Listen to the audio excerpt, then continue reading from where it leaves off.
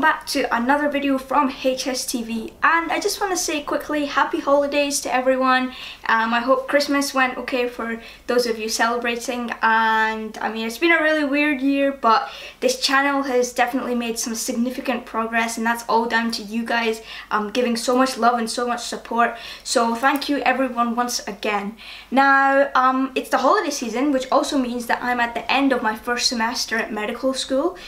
We had an exam, and then that is us done for the first semester. So I guess I'll maybe make some videos about exam revision and kind of how that went. But today's video I thought I would make about what we did in semester 1. So if you guys are new to the channel, hello, this is HSTV, and I'm a first year medical student at the University of Edinburgh. So we started in September, so from September to kind of midway through December, that was our first semester done. And I just wanted to show you guys a little bit about how much workload we had and in terms of topics that we covered. So I'm not going to go into a lot of depth about anything, but it's just to give you guys a bit of a overall idea, because I know there's a lot of prospective students that watch this channel as well, so I thought it'd be interesting for all of you guys around the world seeing this video. So without further ado, let's get on to it. Alright everyone, so just before I go into properly telling you guys what we did, it's just really important to know that I used my Samsung Tab S7 Plus for all of my note taking, and it's been the most useful tool ever. Like genuinely, I've gone completely paper free for the semester, and everything I've done is on this tablet. So let's hop into Samsung Notes, and I'll kind of just show you guys the folders I've made, and then we'll go through each folder and see like kind of the amount of workload I had, just to give you guys a bit of an idea. Now, if you are looking for a note-taking video, I have one on my channel, but there's going to be a more in-depth one coming very soon, so please stay tuned for that. Okay, let's hop into the main bulk of what we did, and that was the anatomy section. Now, within anatomy, we had a lot of things to cover. So we had something called body in motion. Now, body in motion was covering the nervous system, cardiovascular and breathing, homeostasis, locomotor, and I think that's it. And then the rest of the stuff was all about the muscles, nerves, bones, all that stuff, the anatomy stuff that you would generally expect. So let's just hop into each folder and see what it is. So we've got cell, organelles, and tissue. So you can see here, this is one of my notes that I made on it, and you can see that there's a lot of work that had to be done. So I tried to put as much of the stuff as I could in my own words, but you can see that there's an awful lot of stuff already to learn, and this was the stuff we covered in like the first 1 or 2 weeks, and it was quite a shock going into it, straight into it. There was no relaxing into it or anything. So you can see that this is quite a long note. This came out of, I think, 3 or 4 lectures, but it was all on the same thing, so I combined it into the same note. But you can see that this was really useful putting in diagrams, then labeling up diagrams myself.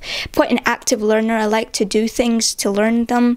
So while I was listening to lectures, I took notes, put in diagrams, all that kind of stuff, and tried to make it as reader friendly as possible for me, so that when I go back to revise it, it's in my words, in my the way that I understand stuff. So yeah, okay, let's get out of this note and just show you guys another note.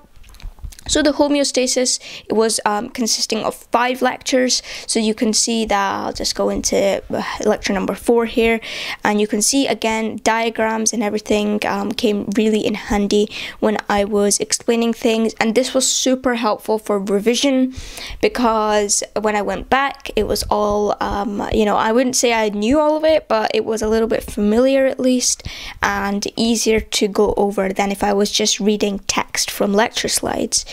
So this is another good point to note actually, that even though I can import lecture slides and annotate them and stuff, which would probably be more time efficient, I prefer not to do that, because when it comes to revision I find it more difficult. So then I just went for kind of handwriting all my notes, which does take a lot of time to be honest, but you know, you gotta do what you gotta do. So let me show you guys some of the head and neck notes, for example. So if you go into head and neck and muscles, you can see here that these 3 images were taken from the anatomy app. which I'll also talk about a little bit in a minute, and there'll be a separate review on it coming very soon as well. So you can see here that I just took like screen grabs of each of the muscle groups, then labeled them up, and you can see that this was incredibly useful. And again, because I've done it, I understand it, and you can see that that is a very long weird name, Zygomaticus.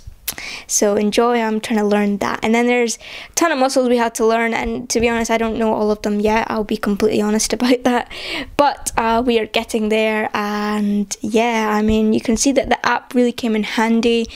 Every single thing can be labeled up, and it just makes everything so much nicer, so much easier. And you can see the color coding really helped as well in this situation. Alright, let me show you a little bit more of anatomy. So we have joints of the upper limb.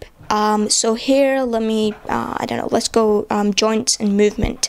So here you can see that it's super easy to label up diagrams again. It just makes everything so much easier, and it's something I don't think I could do on paper unless I printed everything. So this is definitely something that's been super useful.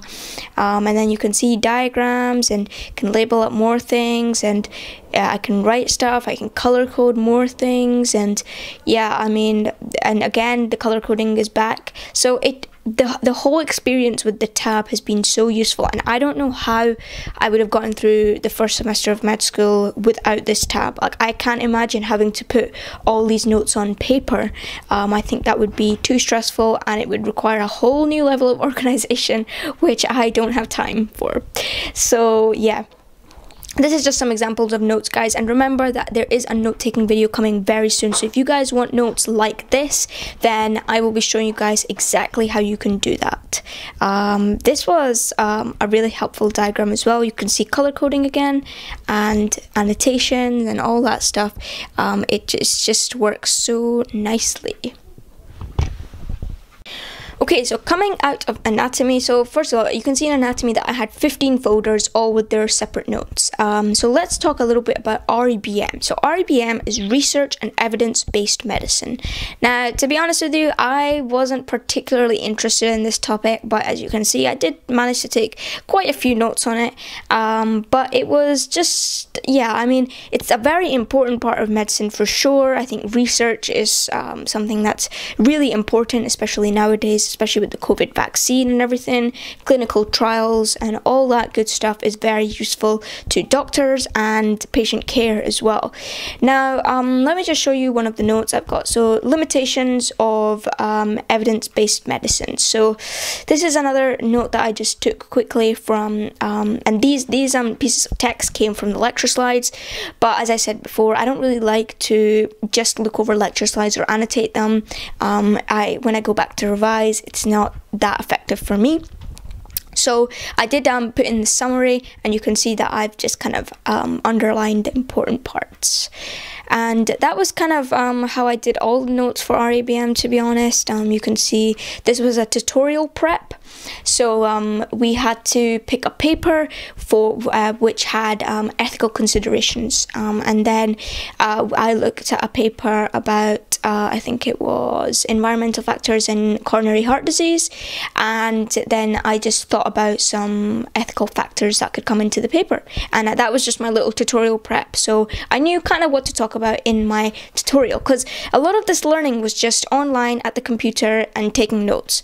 The tutorial parts were the live parts, and it was normally a follow-up kind of thing rather than a from scratch lecture live. So just give you a few more examples so you can see. I always like to put my learning objectives in as well. I don't do it for all my notes, but a lot of the lecturers like to put them in, so it's good to know what you have to take out from each note, because sometimes the notes can get very complex and very complicated, so it's good to keep in mind the stuff that you need to know and the stuff that's extra. And that was actually another different part, like comparing stuff from high school and university. In high school, I felt like we were more spoon-fed. We got to know what exactly was going to come up in the tests and stuff, whereas with this, it's almost like a never-ending process, and you know, eventually you're going to learn it, so you might as well get a feel for things now. So yeah, that was my REBM notes, and in total I got 21 notes on REBM. Now, for the next folder I'm going to show you guys, it's going to be the social and ethical aspects of medicine. Okay, so opening up this, you can see that we've got 3 folders. So we've done 2 of the topics. We've got understanding illness and we've got medical ethics. The health and communities, this is what we're going to be covering in second semester, but I thought to just make a folder in advance so I knew where things were going. So understanding illness was a big part of our curriculum in semester 1, and it was actually quite interesting as well. And at the end, we got to do a real life patient interview, and then we had to write an essay on it, which I haven't received back yet, so we'll see how that goes. But yeah, so let's show you one of the notes. So kind of the stuff we were covering in this were like forms of illness narrative. So when a patient comes in with a story, it's not always straightforward, and sometimes there can be a lack of understanding, a feeling of loss of control. Sometimes, you know, depending on the patient's situation, people may believe that there's something to be gained through their experience of illness. Other people may not accept their illness quickly. So this was an interesting part, definitely, of the course, and you can see there's different ways people cope with illnesses. And this is really important because a lot of people think that medicine is just all about the anatomy and how the body works and diseases and pathology, but to be honest, there's a lot more to medicine. So for example, the research part, doctors have to keep up with the news constantly. We have to take into account illness narratives. We have to take into account people's backgrounds and what can shape their illnesses. So this is definitely something that sparked a few discussions, and it was really interesting to look over and actually learn. Now, the other part of medicine that we did was KCP, which stands for Knowledge to Clinical Practice, and this was putting the stuff that we learn in anatomy into real life diseases or real life situations. So for example, we were doing breathing, lungs, the heart, cardiovascular stuff. So then we had a KCP on breathlessness. So again, I have my learning objectives, and then this kind of goes through a little bit of the pathology about breathlessness and reasons and treatments and risk factors, diagnoses, kind of the more clinical stuff that you would expect a doctor to look into. And then again, when we did the cardiovascular stuff, we did a KCP on chest pain. So we can see that there's different types of chest pains here. And then again, we went on to site and radiation. We've got characteristics of the pain, onset, associated features. So this is from the reading. So this note says Davidson's Principles Chest Pain. So this is from a textbook that we were asked to take notes from. So that's what that was. And then when we did anatomy of the back and neck, then we got KCP on back pain. And this is real life situations that, you know, people do actually complain to you about. So now this diagram is actually really useful. It tells you which nerves coming from your spine and how they will impact different parts of your leg. So you can kind of predict what damage could have been done. And then these were videos that we had to watch and then take notes about. So for example, we had a hip pain video and we had to take a summary of it. And that's a really important skill because when it comes to history taking in the later years, that's definitely something we will have to do. And then we did a lot of stuff on osteoarthritis, osteoporosis, rheumatoid arthritis, and septic arthritis. That was a bulk of our KCP and a bulk of our anatomy as well. But I guess it's a very, very common thing in elderly people, but also younger people as well. So you can see that these were the notes that I took for that. And then with the KCP, we were actually able to go in for a few of the lectures and to our teaching hospital, which was quite nice to get out and about rather than staying inside all the time. But saying that, we did have to do the prep beforehand and then go in for a follow-up lecture. And you can see that this is a lecture on fractures. So we were doing the trauma kind of topic around those days. So then we talked about osteoporosis and just fractures in general, and you can see that this is the kind of depth we have to go in at this point. So just basic risk factors, basic diagnoses, and we did a bit of stuff in DEXA scans and prevention and treatments, but nothing too complex at this stage, just kind of laying the base layer for things that we will learn in the future. Okay, so moving on to the next folder, I know it says PBL here. I'm going to leave PBL and TBL to the end. I'll go over them a little bit afterwards, but I just want to talk a little bit about clinical pharmacology. So by the name, you can probably predict that this is to do with medications and how drugs act on the body and how the body treats drugs. So we did pharmacodynamics, pharmacokinetics, ANS pharmacology, and pain pharmacology. So these were the main folders, but this topic went super quickly and it took forever to go over. So a lot of this will just be pictures from the lecture slides, and there was a lot of information here that we had to learn. So in pharmacodynamics here, we had something on agonists and antagonists. And let me tell you that in high school you learn what an agonist and antagonist is, but it does not end there, because you get partial agonists, inverse agonists, and it just makes everything so much more complicated. But the diagrams are really useful, so that's all thanks to the university and the lecturers. But there wasn't really much I could handwrite in this. A lot of it was just visual mechanisms. So yeah, not my cup of tea, I would say, but you can't really do much about it. Yeah, so that was pharmacodynamics, sorry. Then pharmacokinetics, so you can kind of see there's a lecture on drug absorption, and again the diagrams really came in handy, and yeah, it was quite nice to learn about. Okay, then moving on to our nervous system pharmacology. So again, I had 4 lectures on this topic actually, and I'll just kind of show you the sympathetic nervous system. So you can see there's actually a lot of information here. These definitely got to me: the alpha-1 adrenal receptors, alpha-2 adrenal receptors, beta-1 and beta-2 adrenal receptors really kind of messes up my head, to be honest, but we will get there one day, I'm sure. So this is at a cell synapse. So I know you do a little bit of stuff in high school around this topic, but let me tell you, it gets a lot more complicated, and it's not great to learn, but tables like these are really helpful, and these are some of the medicines and drugs that we should be a little bit familiar with now, which is quite nice because this is only the first semester and I can already tell you that salbutamol is a beta-2 agonist, so that's pretty cool. And yeah, this is all from the lecture slides. I could have just taken the lecture slides, to be honest, but I wasn't sure if I was going to handwrite stuff, so yeah, I mean, that is the nervous system pharmacology. And then the last one was about pain pharmacology. Now, pain pharmacology was really about the drugs. So we were looking at corticosteroids, NSAIDs, opioid analgesics, specifically looking at paracetamol. We were looking at nociceptors, which detect the pain. We've got inflammation and inflammation drugs. So something like inflammation drugs, you can see that this pathway, actually let me show you, there was a diagram that was quite cool on the immune system. So you can see that this diagram looks very, very complicated, but this is one of the diagrams I had to explain in my study group. So now I can pretty well kind of describe it.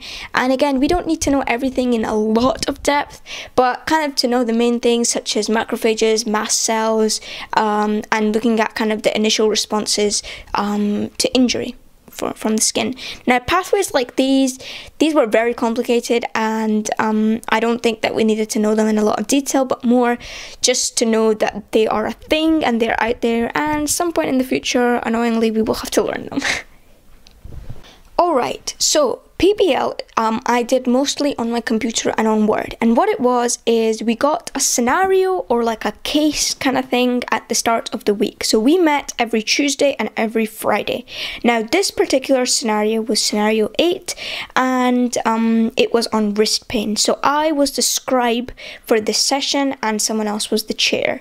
Now what we do is in the first session we come up with predictions that we have about the case. So this was a case about a gymnast past having a scaphoid wrist fracture. So we were looking at bones of the wrist and kind of what stuff we could link and treatment and all that kind of stuff. And then at the end of the session, we needed to come up with some questions, and then we would split up the questions into all the people in the group, and then we would report back in the second session of the week to report our findings, and then we could discuss. So for this scenario, we came up with some questions, as you can see right here, and then we just gave them out to people, and then we came back and reported back whatever we found. So that's how PBL works, and that happened every week for the whole of the semester. So in total we had quite a few scenarios, and everyone had a turn of being scribe and chair, so it's a good teamwork task, and I really enjoyed it because I really got to know the people in my PBL group. So after we'd covered everything in our semester, we had a couple weeks for exam revision, and during this time we made a little study group, about 6 of us, and we decided that we were going to teach topics to each other, and that would encourage us to learn, ask questions, and just revise a little bit more actively. So what I did when I was teaching was I made these kind of mind maps, and I really like these mind maps. And don't worry guys, when I do my note-taking video, I will explain exactly how you guys can make mind maps exactly like this. So this was also made in Samsung Notes, and this was about pain pharmacology lectures 1 to 3. That was what I was covering, and then when I taught this to the group, I just kind of zoomed in on stuff and read it out and answered any questions, and I put in diagrams. So it was absolutely fantastic to have this brilliant resource. So you can see I made quite a few of these. So this was on connective tissue and load. And you can see I split up the different topics, wrote a little bit about them, we had different diagrams, and then it's just nice to have all the information on one page, because sometimes you have a lot of lectures and then going through to find little things here and there, it's not a fun time. So this was the main objective of the study group, to have all the information in one place.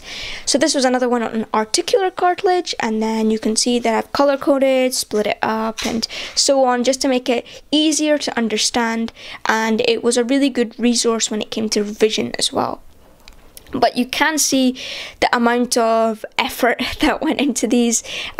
So yeah, I mean, definitely my tools and resources really helped, but at the same time, trying to find all the information and combining it into one page, one A4 page, is quite difficult. So yeah, and you can see here's one on trauma as well. And yeah, I mean, I think when it comes back to revision, it's super useful. So in trauma, you can see that we covered the different types of shock. If any of you guys are interested, we talked about what happens when there's acute blood loss. But the great thing is everything is there on one page. So for any time you want to refer to something, your first point of call is going to be these revision sheets, which is really cool.